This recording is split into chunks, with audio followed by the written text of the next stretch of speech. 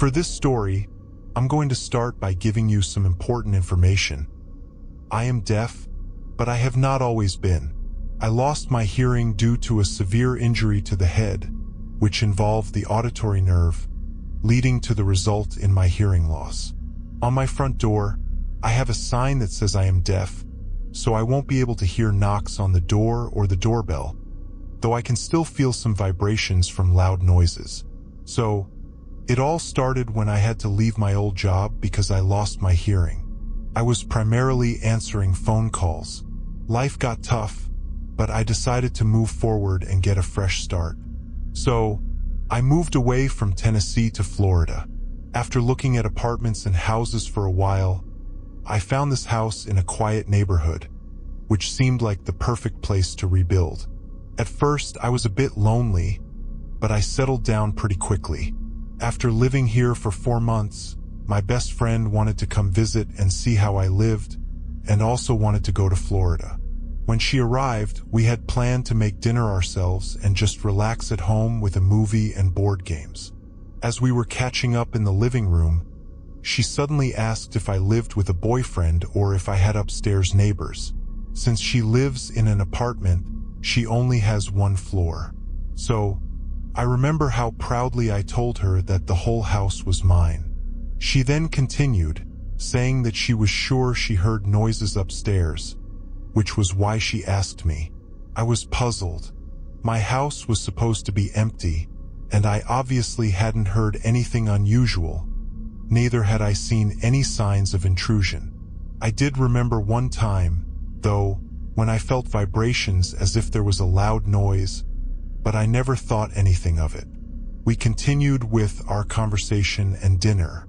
After dinner, my friend had to use the bathroom. She excused herself and went upstairs. When she came back down, she said yet again that she could hear things from upstairs while she was in the bathroom.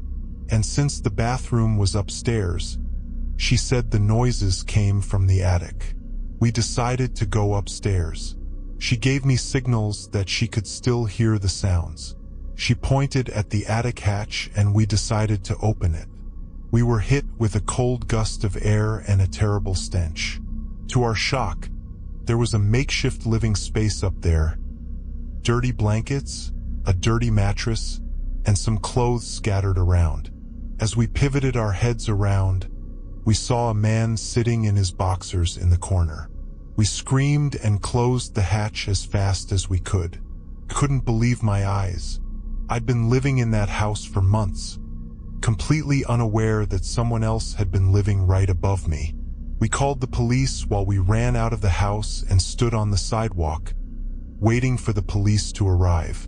The police arrived promptly, and as they questioned the man, he seemed harmless, just a desperate soul looking for a place to stay.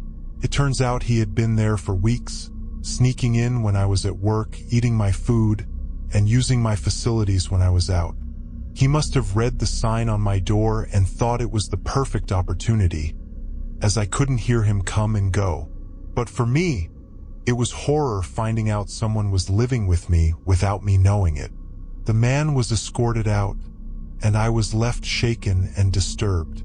I decided to move out immediately. The police assured me that they would keep an eye on things, but the damage was done. It was no longer a safe place for me, knowing that someone had been silently sharing my space for weeks.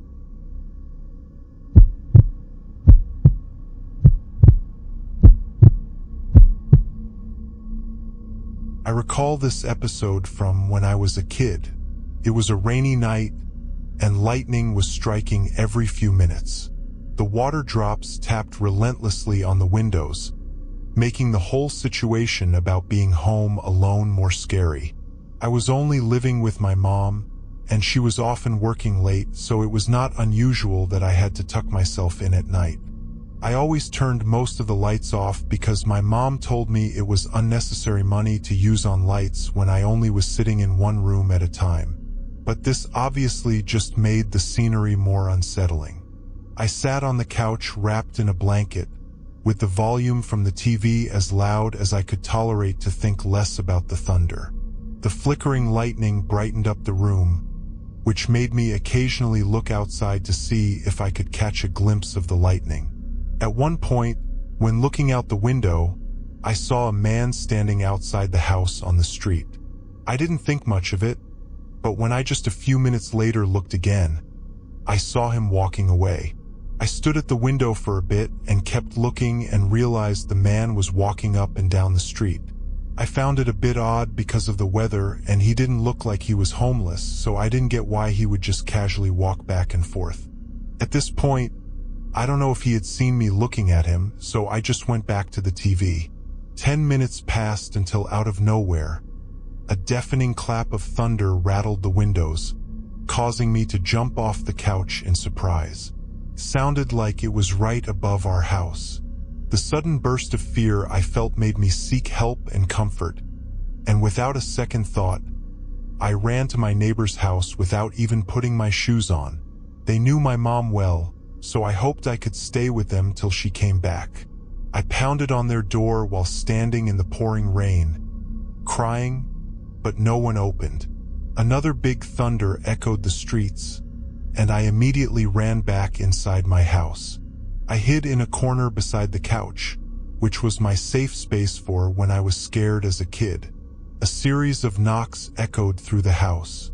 My heart skipped a beat, and I approached the front door without hesitation, thinking it must be my neighbors reacting from when I knocked on their door earlier. I swung the door open, but it wasn't them. In front of me stood the man who was walking up and down the street earlier. He was completely soaked and seemed harmless. He offered his help and said that he noticed me knocking on my neighbor's door. As my mom always has told me not to go home with strangers, I declined his offer politely, thinking the same rules applied for inviting them inside our house. I walked over to the window to keep an eye on the man. Luckily, he was walking away from the house. As the minutes stretched into an hour, the storm outside showed no signs of stopping. The rain and thunder were still going at it. I tried to distract myself watching TV from my safe space, but that's when I heard footsteps from outside. Thinking it was my mom, I ran to the window but couldn't see anyone outside at all, which led me to believe I must have heard wrong. Panic started to set in when I saw a silhouette at the back door through the rain-streaked window, attempting to open the door. I thought to myself that it had to be the man from earlier, since my mom would have used the front door and would have a key to open the doors. Either way, I dialed my mom's number. She told me to call the police and that she would come back home immediately. I got back to my corner and called the police. I just sat there waiting for something to happen. Finally, my mom arrived, shortly followed by the police.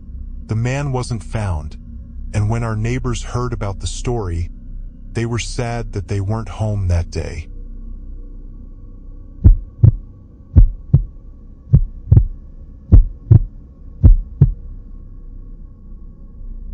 When I was 14, I had to babysit my cousin around 9 p.m.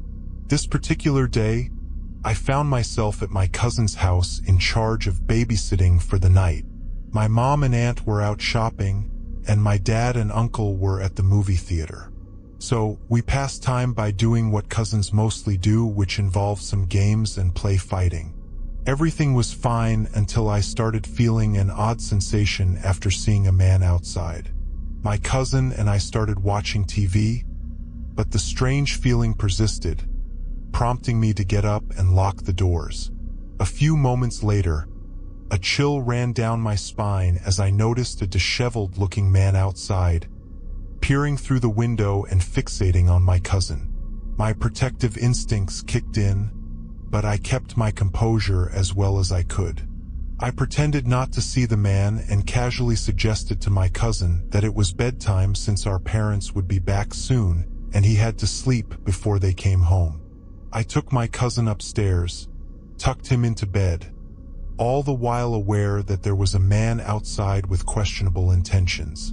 Despite being only 14 and weighing around 125 pounds and standing at 5 feet 8 inches, my athleticism from playing football instilled a sense of confidence. I went back downstairs and entered the kitchen to grab a meat tenderizing hammer for protection. When I returned to the window where I had spotted the man, he was gone. This made me, of course, concerned, but I checked and secured the front door.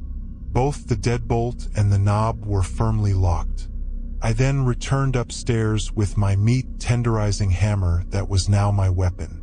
I positioned myself in front of my cousin's door, telling him not to worry and to stay low. I called the police and then my dad and uncle. They told me I had done a great job and they would get home as quickly as they could. With the authorities and family members still some time away, the tranquility shattered as I heard a window break and the heavy footsteps of an intruder on the main floor. Gripping the meat tenderizer tightly, I could sense the fear coursing through me. My heart was beating rapidly. The man roamed all the rooms downstairs. I just held my ground and waited inside the room with my cousin, laying under the sheets in the bed, ready for whatever came next. After what felt like an eternity, the heavy footsteps started ascending the stairs. My cousin's room was not more than 10 feet away from the top of the staircase. The intruder rifled through my aunt and uncle's room and then the bathroom before he retraced his steps downstairs and opened the door to the basement. 15 minutes later, the police arrived, storming into the house. It turned out that the intruder had escaped from a mental hospital from 1 city away. If you want to see more horror stories, check out my next video.